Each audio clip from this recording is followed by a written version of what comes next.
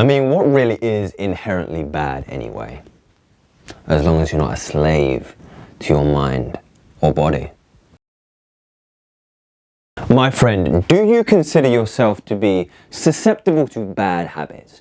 If so, I'm going to be talking about the so-called insidious nature of bad habits, and perhaps by the end of this video you will see your habits in a different light. As you sit there now, listening to myself, watching me on your screen, you will start to notice and feel some similarities in which you conduct yourself in a day-by-day experience. Firstly, I don't believe that there's anything inherently bad about anything. In fact, I don't believe in the idea of right or wrong at all. So for example, when you hear the phrase bad habits, this would point to the typical cultural suspects: excessive drinking, smoking, drugs, and so on. But we have to look at these habits with context before we can ultimately conclude that they are inherently bad to us. If you have told yourself you have a bad drinking habit, I want to reframe the criteria that makes you think about your habits and behavior in this particular light. However, before we take a look at this, I want to give us a reference point for what I mean when I say the word habit. When I talk about the word habit, the word autopilot comes into mind. A habit is simply an automatic behavior pattern in the body that you do not need to think about.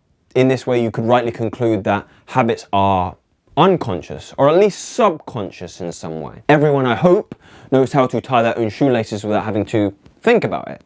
And this again frees up the energy to think about other things while your body is carrying out a typical task. As you sit there watching this video, listening to my words, let yourself gently rehearse the steps needed to tie your shoelaces.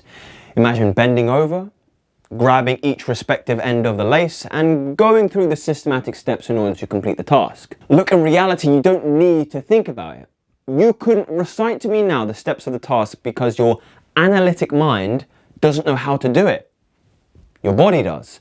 So much so that if you had to teach someone how to tie their shoelaces, I know for a fact all of you would have to have some kind of physical reference in order to describe the steps. You couldn't do it without the physical cues. You couldn't do it verbally. You'd have to, I grab both laces, I cross one loop over. You would have to mimic the physical processes through the body in order to explain it. And this is what we mean by autopilot. The body knows how to do it better than the mind because a habit is a shortcut in the body. So you have more energy to spare to think about the upcoming tasks you have to do in the day, the meetings you have to attend, or what you're having for lunch and dinner. So for example, in this instance, we could conclude that the habit of being able to tie one's shoes is convenient because again, it frees up the energy to be used on other resources. So let me take another example, or rather, let me ask you this question. Have you ever found yourself looking down at your phone without consciously knowing the purpose behind why you took it out of your pocket in the first place? In this example, the body, our technology, has gotten so good at the movement of the tasks that it need not refer back to the mind in order to execute it. You might be sitting there hearing my voice, but looking at your phone right now, aimlessly scrolling without any intention behind your actions. Hello? Are you in there? Or has your body hijacked your attention? Have you been kidnapped by your body?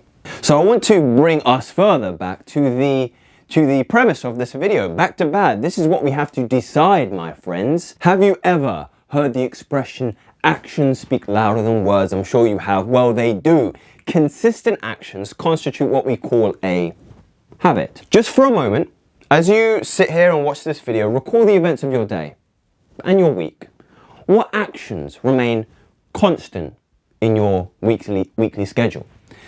It is important to be objective and specific. It helps to write them down. A typical day might look like work, 9 to 5, come home, watch TV, Netflix for an hour, make dinner, then watch YouTube videos, shower and bed. When we make objective observations instead of emotional judgments on our actions, so for example, I feel tired after work, so that's why I justified watching Netflix for an hour, we can start to piece together the sum of our character through our actions.